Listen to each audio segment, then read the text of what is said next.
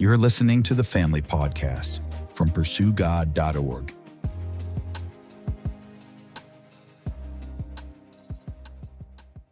Well, parents, I'm excited over the next several weeks to explore a book with you. We're going to go through it. I might put some things together. I might combine a few chapters, but it's the book by Paul Tripp called 14 Gospel Principles That Can Radically Change Your Family. It's a great book. It's been helpful to me. It's been helpful to reread a few times. So I really encourage you to get the book and to use this podcast as I'm just giving an overview and some introductory ideas. Reading along with the book would be fantastic. And honestly, as I'm sure many of you already know or are experiencing, it's like parenting is a lifelong adventure.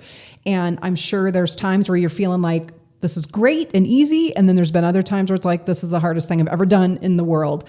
But what I love about this book is Paul Tripp reframes parenting rather than it being like, the weight of parenting. I'm such a failure, or my kids are failures, or the pressure is too much, or I don't think I have what it takes to be a good parent. All those things that we kind of carry around and just weigh us down.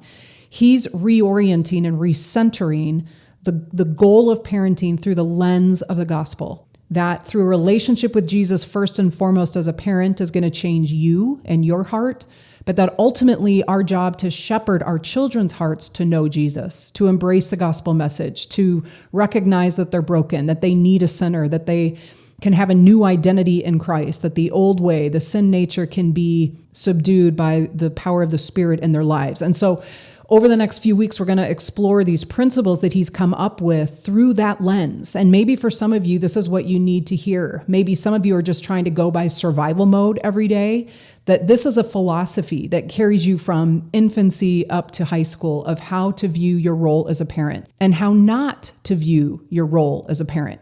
Here's how Paul Tripp says it. I'm afraid that parenting confusion and dysfunction often begin with parents having an ownership view of parenting.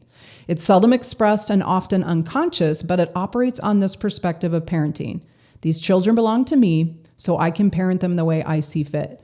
Now, no parent actually says it like that, but it tends to be the perspective that most of us fall into.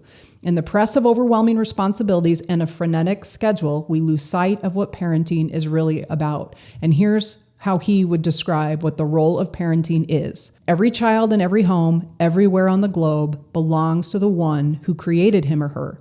Children are God's possession for his purpose. That means that his plan for parents is that we would be his agents in the lives of these ones that have been formed into his image and entrusted to our care. The word that the Bible uses for this intermediary position is ambassador. It really is the perfect word for what God has called parents to be and to do.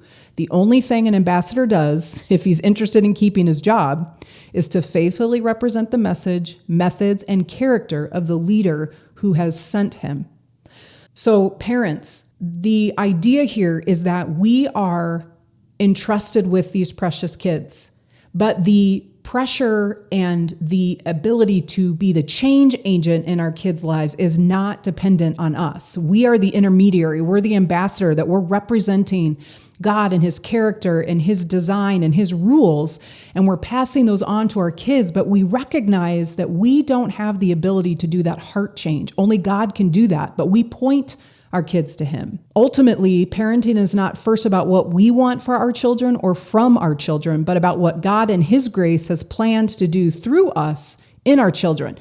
Can you see how that perspective shift could give you a huge sigh of relief? That God has a plan for this and that parents have a role to play in the plan, but they aren't the only ones in the plan. You know, that as an ambassador, we're entrusted with our children, but God is going to lead and guide us and give us the things that we need. And he has created our kids for a purpose for him. And so for us, then it's about we're being entrusted with something. So yes, that's a high calling. We'll talk about that in a minute. But we aren't going to be asked to do things that only God can do. I hope that can be kind of a refreshing, at least starting point as we start to learn more about this. You know, here's what Tripp would say. How do you know if you're more of an owner parent versus an ambassador parent? And a couple of things that he says is like, well, a good question to ask yourself is, where do you get your identity? We'll explore this more in a later podcast, but Some parents, like your identity, your meaning and your purpose is your kids. So there's pressure on your kids to measure up to whatever that is. Or you become a very insecure parent when you feel like you're not doing a good job, which then, of course, impacts the way you treat your kids and impacts your ability to be a good parent because your identity is wrapped up in what your kids are giving you. Versus an ambassador perspective would be like, my identity is about being a shepherd for my kids, but they aren't what define me. God defines me, and this role that I have as a parent is a role that I have, a purpose that I have, but it's not the only thing that defines. I hope that can make sense. Another thing is, are you looking at your kids and your parenting ability and saying, I'm doing this, my financial support, my emotional energy, I'm in control of what's happening.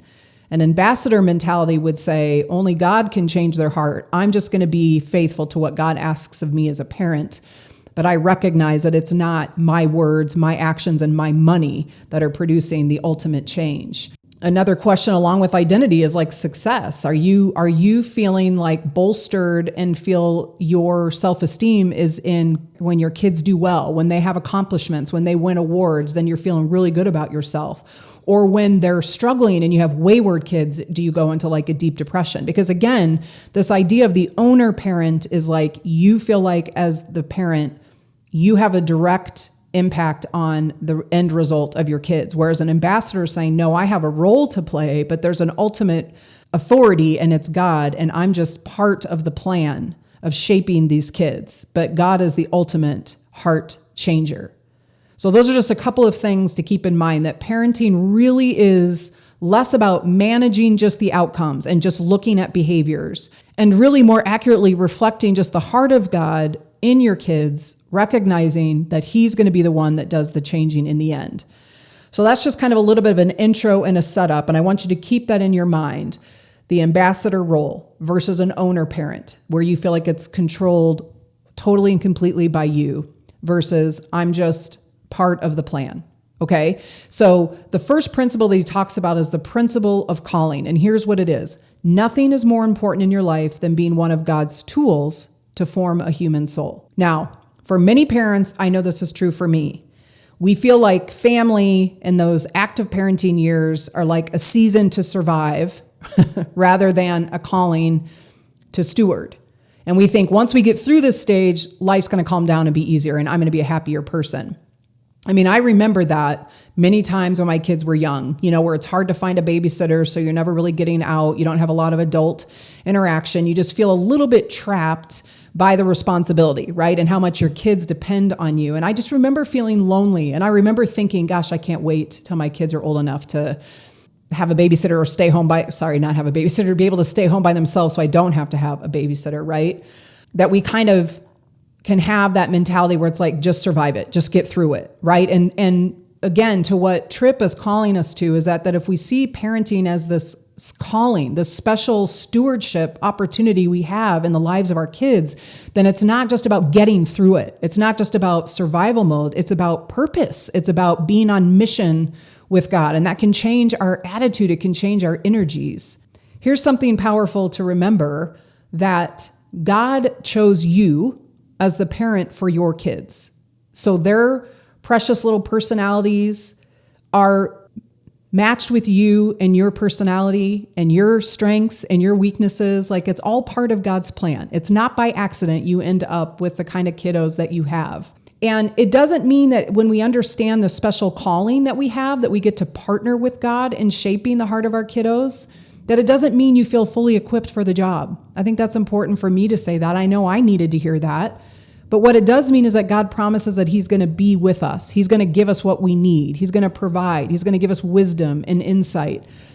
I mean, I remember when we brought Kenzie home from the hospital, our firstborn, I was like, what in the world? These people just let us take this baby home? I don't even know what I'm doing. I felt completely inadequate, right? It took me some time to get my legs under me, but God gave me what I needed and we figured it out. Maybe you can relate to that. I also remember as a parent, the first time my daughter came home and was like left out at recess, and it like triggered in me the memories that I had of when I had felt left out. And I remember thinking, do I have what it takes to be a parent? Do I know how to respond to this? Or am I going to break my child by my reaction to this unjust act, right? Like we We have this calling from the Lord, but we can't forget that we're not left to our own devices, that God's going to be with us. He's going to meet us where we need. We don't need to panic. In fact, Deuteronomy 6 is really the picture that I want us to have in our mind when we think about the calling, when we think about the role of being an ambassador, what Deuteronomy 6, 5-7 paints for us. Here's what it says. Love the Lord your God with all your heart and with all your soul and with all your strength. These commandments that I give you today are to be on your hearts. Impress them on your children. Talk about them when you sit at home and when you walk along the road. When you lie down and when you get up, tie them as symbols on your hands and bind them on your foreheads. Write them on the door frames of your houses and on your gates. Parents, this is the picture for us. If we want to have a gospel-centered approach to parenting, if we want to remove the pressure of feeling like a failure or that it's all on us, let's start with this picture. What it paints for us, that we should love the Lord our God with all of our heart, meaning parents, it starts with us. You want to know how to be better equipped as a parent and to know what it means to shepherd your child's heart and to understand this calling that God's given us as parents? Build your own relationship with the Lord. Spend time reading his word. Spend time in prayer. Understand who God is and his character so that you can better reflect that with your kids. Because then it goes on to say, then you're going to teach your children these things. You're going to do it by example. I mean, I remember vividly my mom, every day that I woke up as a child, she was in the living room reading her Bible. And that stuck with me because you know what? I do that to this day. And my daughter is doing that now. There's something about when our relationship with the Lord is right and we're modeling what it means to be a pursuer of God, our kids see it. And they pay attention to it and they start to get a picture of what faith looks like in action. And then we're teaching our kids every day that it's, we're talking about it when you're at home and when you're walking along the road, that it's something that's a part of your family life all the time. We talk about this a lot in our Pursue God resources, that ultimately parents, you are the shepherd of your children, right? That's what Tripp's talking about in this book. Our job is to point our kids to Jesus, so that when they put their trust in Jesus, that Holy Spirit will do that work of change in their heart. That's not up to you, but our job is to point our kids to know the Lord, to trust in his character, to understand his word, to understand the right and wrong that the Bible speaks to and why it's for our good. So the picture of Deuteronomy 6, that's as parents, that's what our mission and calling is. Here's what Tripp says in the book. Your work as a parent is a thing of extreme value because God has designed that you would be the principal, consistent, and faithful tool in his hands for the purpose of creating God consciousness and God's submission in your children. You can't create this yourself, only God can. But you have been appointed to be an irreplaceable tool in his powerful hands. You see, at the core of what God designed human beings to be is the acknowledgement of his existence and surrender to authority. Those are the things that he meant to rule the heart of everyone who ever lived. And your kids will never be what they're supposed to be or do if they lack God consciousness. It's the essential thing that must be developed in the heart of every child. And the Deuteronomy passage says that that task was assigned by God to parents. He goes on to say, your church was not designed to replace you, but to assist you and equip you for this essential work. Your government was never designed to replace you, but to protect you as you do this core work. The school near you will never replace you. At the very best, it will support you as you do the work that only you can do. You could argue that the chief reason God put parents in the children's lives is that they would know him. The most important thing that a child could ever learn about is the existence, character, and plan of God. If you know this fact, it will alter the way you understand and interpret every other fact in your life. So to kind of sum up this principle of calling is there is nothing more important than being one of God's tools to form a human soul. And so parents, I hope that you can hear that it's not ownership, it's not you controlling everything, but rather you recognizing that you're a tool that God is using and that you're directing and pointing your kids to know the Lord, to understand his character and his love for them. And so that kind of transitions then into this next principle, which is the principle of grace. And here's how Tripp says it. God never calls you to a task without giving you what you need to do it. He never sends you without going with you. Now, to me, that's a beautiful gift, right? Because I know a lot of us are like, okay, well, this is a nice idea. I get that I have this calling and I feel the pressure of parenting. Okay, I'm trying to understand and wrestle with the difference between being an owner versus an ambassador. But this principle of grace is so important for us to know that we're not left to our own devices here, that God's going to give us what we need. Here's what Paul says in the book. This grace reaches you in your darkest parenting moments. This grace addresses your feeling of inability. This grace touches you when you feel like you're at the end of your wisdom. This grace is yours for the taking when you're walking down the hallway and you know that you've just blown it. This grace reaches you when your child seems rebellious and hard-hearted and you don't know what to do. This grace touches you in the moments of deep parental regret. It gives you a reason to get up in the morning and to be able to sleep at night, no matter what you're facing at the moment. Can you see what a difference that makes when we understand the grace of God, right? I mean, again, like the whole thing here is that through the lens of the gospel message. So if you understand the gospel message, then you know that God's grace is a free gift to us. There was nothing we could do to earn it.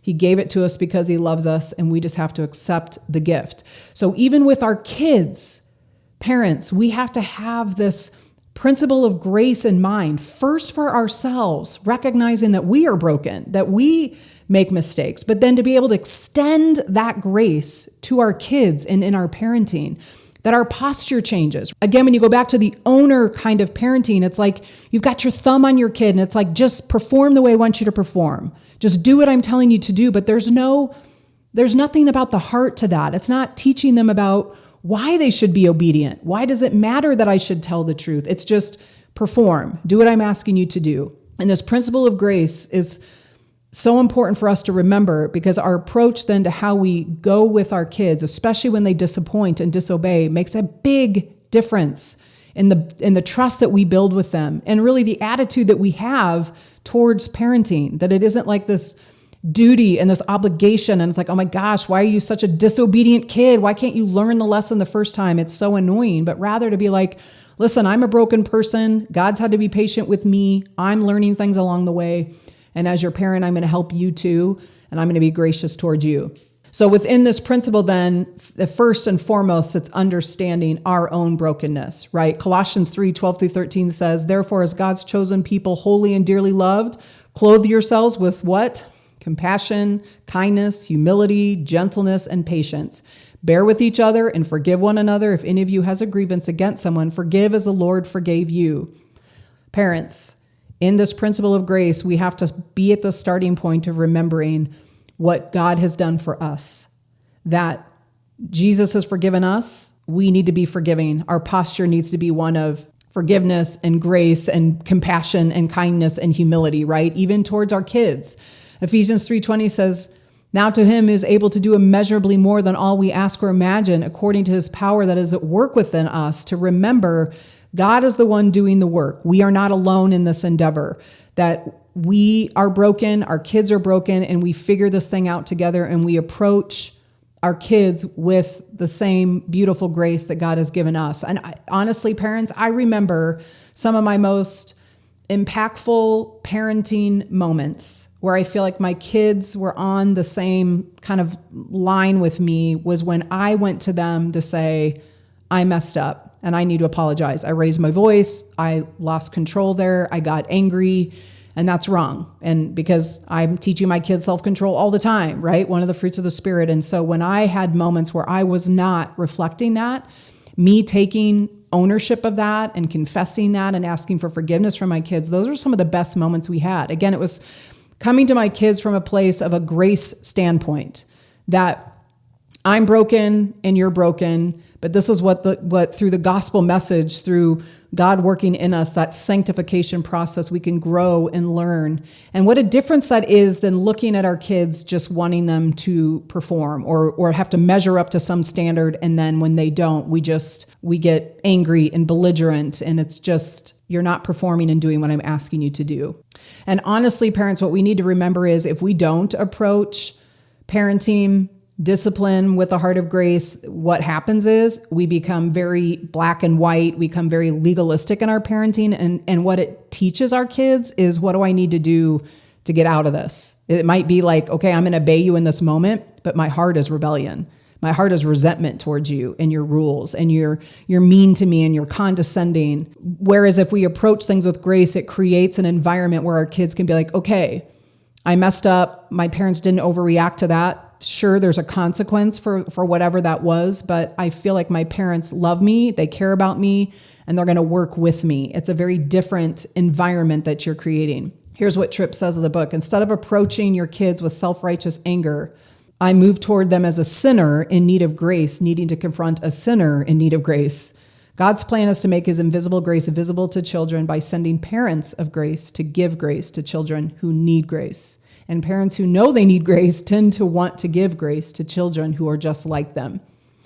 So this principle of grace is this idea that God is with us, God's going to give us what we need, but that our heart posture is we recognize that we're broken and our kids are broken. I just want to end with this beautiful picture from Hebrews chapter 4, where it says, "Let us then approach God's throne of grace with confidence so that we may receive mercy and find grace to help us in our time of need."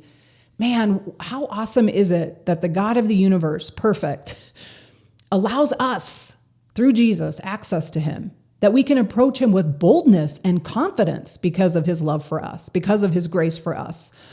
That needs to be our attitude, parents, with our kids, that they're able to approach us, that we aren't going to withhold love from them because they disappointed or disobeyed, that they can approach us, that just like Paul said, that as a parent, we're sinners who need grace, our kids are sinners who need grace. And as God has given us grace, we need to extend that to our kids. So it's starting to develop this understanding for them of how God's love works as they see it in work as the way we love as parents, and how God will build on that.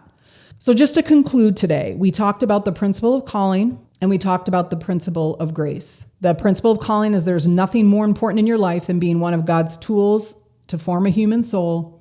And the principle of grace is that God never calls you to a task without giving you what you need. He never sends you without going with you. So in these first couple weeks, I just want that to be the prayer of your heart, parents, that you shift that mindset from like behavior modification or just do what I'm telling you to do, to being that ambassador that recognizes you're a tool in the hand of the Lord. You're directing and pointing your kids to the Lord, to his truth in every conversation and everything that you're doing, and that you can approach these situations and the shepherding of their heart and the discipline that has to go along with that from a place of grace, from love, from patience and kindness. And that's going to set you up for building trust and just having an environment in your home where parenting can feel less like a burden and more of just like I'm on a purposeful mission. And some days are going to be easier than others, but God's with me in every situation. So I hope this was helpful for you today. We'll come back together next time and we'll tackle the next couple principles. But pray through this, read the book, keep reflecting on it, and we'll come back next time to learn some other great principles for parenting. Thanks for listening. Don't forget to share this episode with a friend. Find more resources to talk about these topics with your small group, family, or mentor on PursueGOD.org.